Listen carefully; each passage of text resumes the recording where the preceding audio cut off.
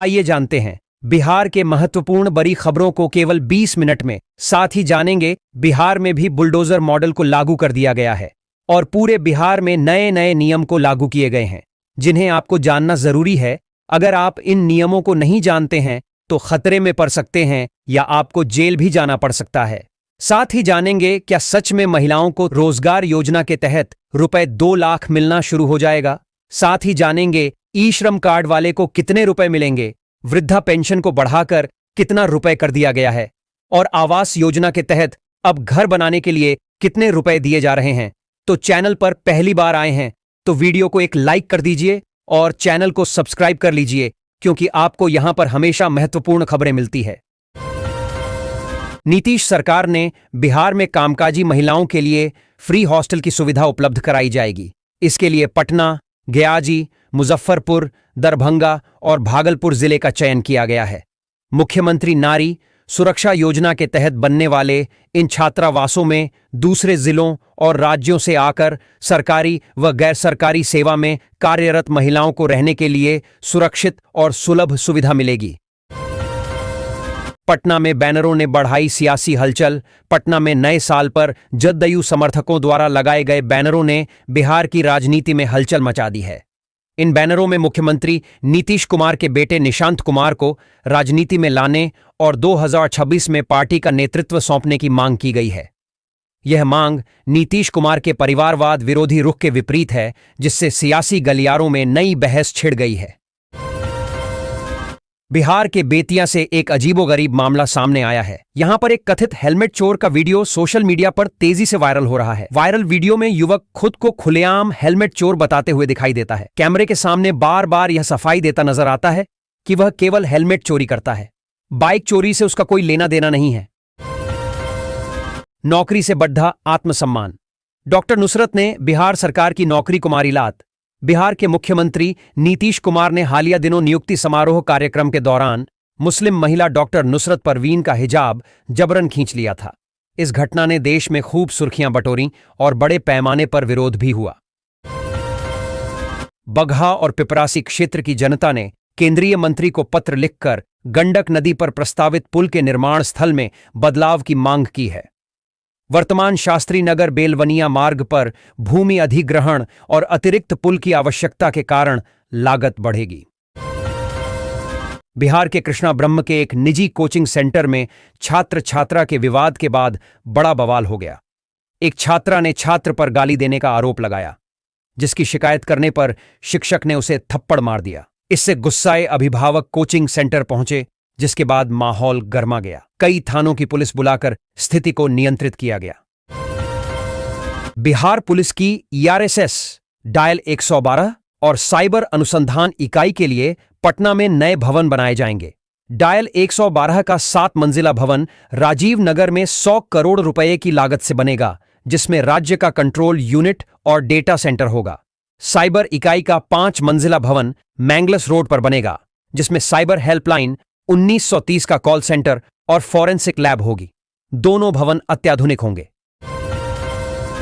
नए साल में शोध का नया केंद्र बनेगा। बिहार IIT पटना देगा सुपर कंप्यूटर। परम रुद्र को नई रफ्तार। यह सुविधा engineering, computer science, data science, artificial intelligence, machine learning, जलवायु परिवर्तन, मौसम पूर्वानुमान, disaster management, biotechnology, mechanical, civil और इलेक्ट्रिकल इंजीनियरिंग जैसे अनेक क्षेत्रों में नई संभावनाएं खोलेगी।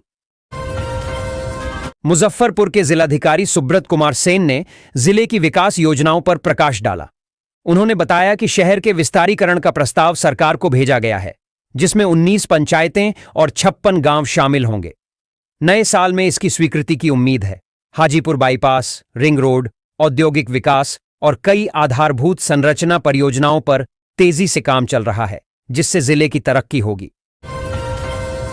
बिहार सरकार के डिप्टी CM और कई मंत्रियों की संपत्ति का विवरण सामने आया है। इसमें नकद राशि, बैंक खातों में जमा धन, सोने चांदी के आभूषण, शेयर निवेश, हथियार और अचल संपत्तियों की जानकारी शामिल है। नीतीश से ज्यादा अमीर उनके डिप्टी CM सम्राट के पास कैश तो विजय सिन्हा के पास ज्यादा सोना चांदी है।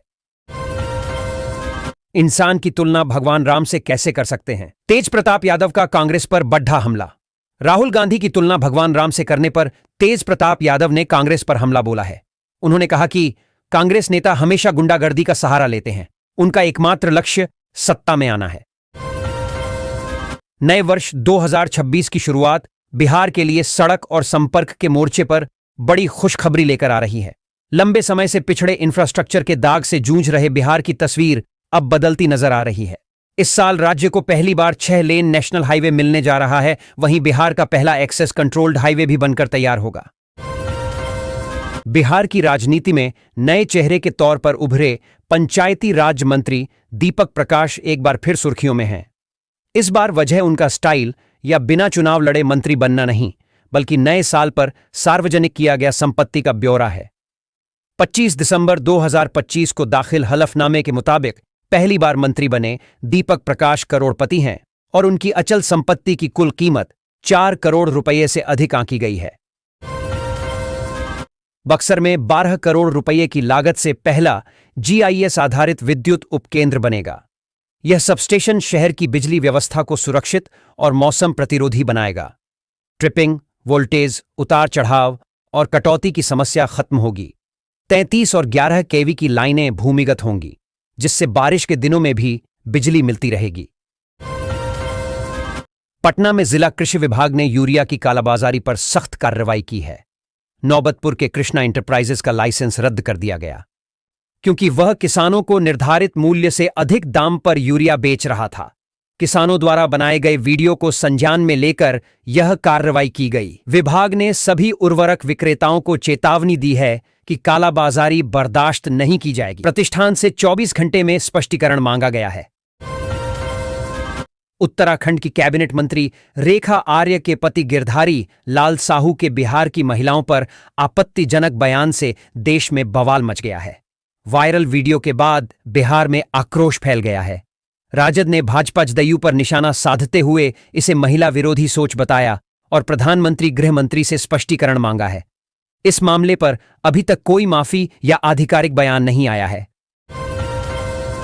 गोपालगंज में UDIS पोर्टल पर कक्षा 1 के छात्रों की प्रविष्टि समय पर पूरी नहीं करने पर शिक्षा विभाग ने सख्त कार्रवाई की है।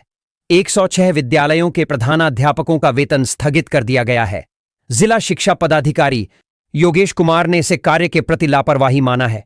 3 जनवरी तक प्रविष्टि पूरी करने के निर्देश दिए गए हैं। इसके बाद ही वेतन जारी होगा। बिहार के हजारों नियोजित शिक्षकों के लिए यह नया साल निर्णायक साबित होने वाला है। प्रदेश के लगभग 82,000 शिक्षकों के स्थायी होने का यह आखिरी मौका है। इस बार चूकने वाले नियोजित शिक्षकों को राज्यकर्मी का दर्जा नहीं मिल पाएगा। ऐसे में इस साल उनके लिए यह अंतिम अवसर होगा। नए साल के मद्देनजर मोतिहारी जिले के रक्सौल भारत नेपाल सीमा पर सुरक्षा खड़ी कर दी गई। SSB ने सघन जांच के दौरान अवैध रूप से भारत में प्रवेश की कोशिश कर रहे 4 संदिग्धों को पकड़ा।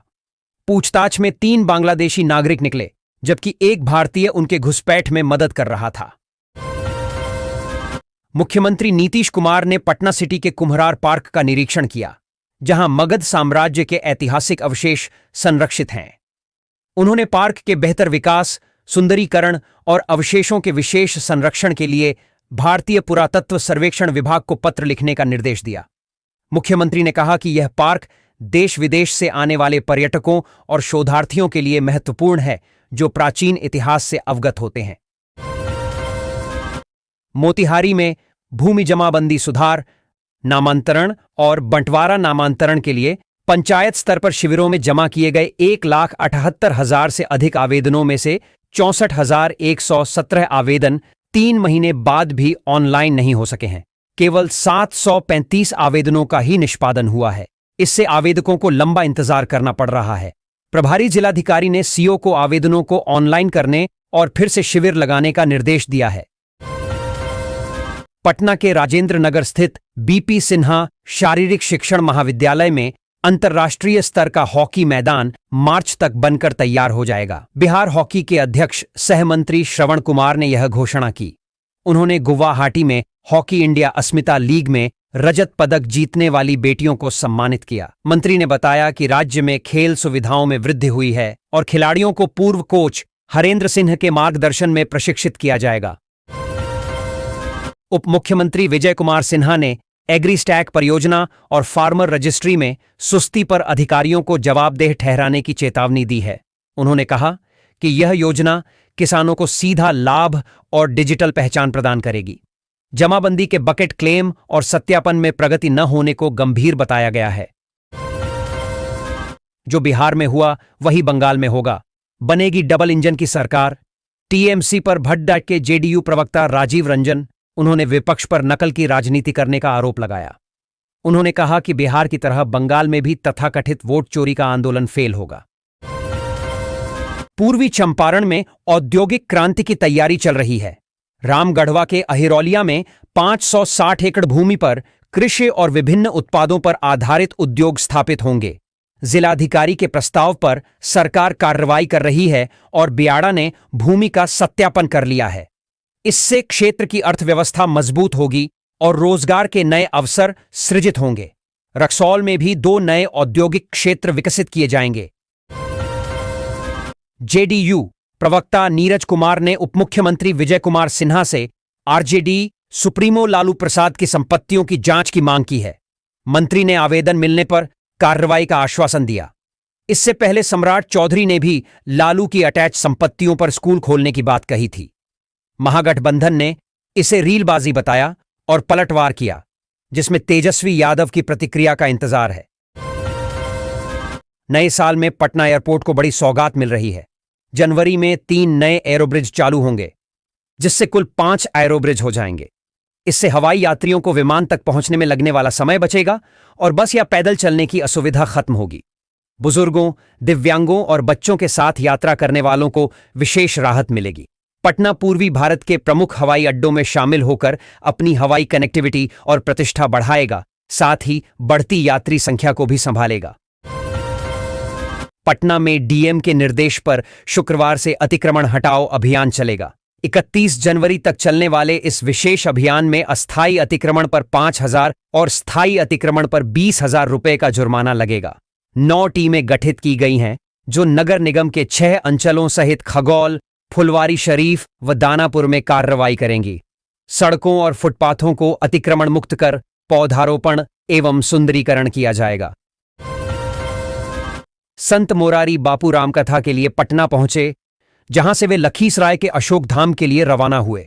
वे 3 से 11 जनवरी तक रामकथा सुनाएंगे। पटना एयरपोर्ट पर उन्होंने बांग्लादेश में हिंदुओं पर हो रहे अत्याचारों को अत्यंत दुखद बताया और इसे रोकने के उपायों पर जोर दिया। भाजपा प्रदेश अध्यक्ष संजय सरावगी ने उनका स्वागत किया। पूर्वी चंपारण में एक महिला का ऑपरेशन कर डॉक्टरों ने 6 इंच की सर्जिकल कैंची निकाली है। हालांकि महिला की 6 घंटे बाद मौत हो गई।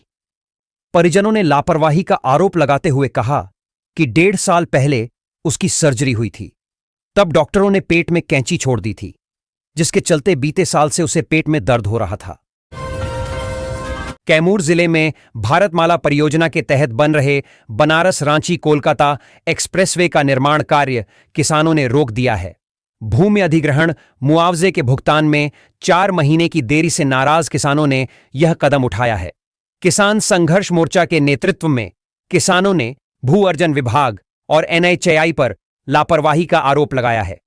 उचित मुआवजे के आश्वासन के बावजूद भुगतान न होने से कई प्रखंडों में काम ठप हो गया है, जिससे किसानों में भारी आक्रोश है।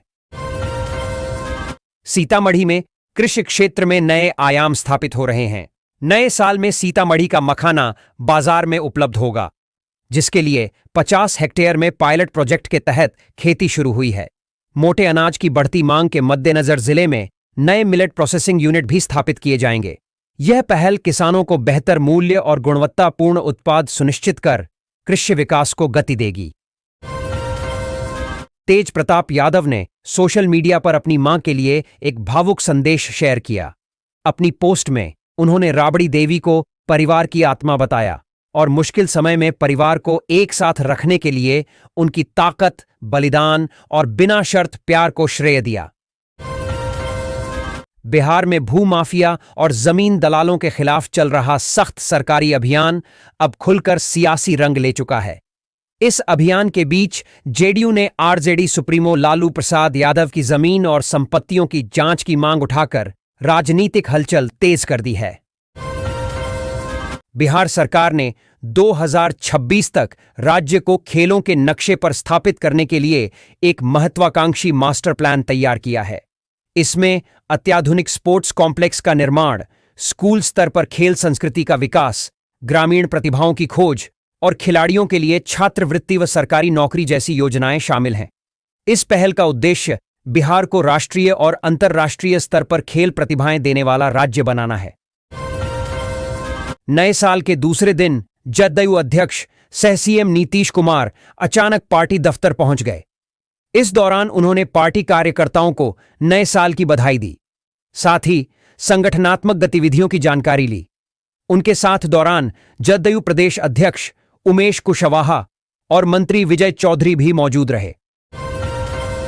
तारेगना स्टेशन के बुकिंग काउंटर में गुरुवार दोपहर शॉर्ट सर्किट से आग लग गई, जिससे यूटीएस और पीआरएस प्रभावित हुए। लगभग 2.5 घंटे तक टिकट बुकिंग बंद रही, जिससे यात्रियों को बिना टिकट यात्रा करनी पड़ी। सामान्य टिकटों के लिए यूटीएस को दुरुस्त कर दिया गया है, लेकिन रिजर्वेशन टिकट के लिए पीआरएस अभी भी खराब है। पटना से तकनीशियन आकर इसे ठीक करेंगे। बिहार पुलिस अवर सेवा आयोग बीपीएसएससी ने अधिनायक लिपिक के 64 पदों के लिए आवेदन आमंत्रित किए हैं। आवेदन प्रक्रिया 2 जनवरी से 2 फरवरी तक चलेगी। चयन लिखित परीक्षा और शारीरिक दक्षता परीक्षा के आधार पर होगा। विभिन्न श्रेणियों के लिए आयु सीमा 18 से 42 वर्ष निर्धारित की गई है। इच्छुक अभ्यर्थी बीपीएसएससी की वेबसाइट पर जाकर विस्तृत जानकारी प्राप्त कर सकते हैं। बिहार सरकार ने सरकारी स्कूलों के शिक्षकों के लिए दिशा निर्देश जारी किए हैं।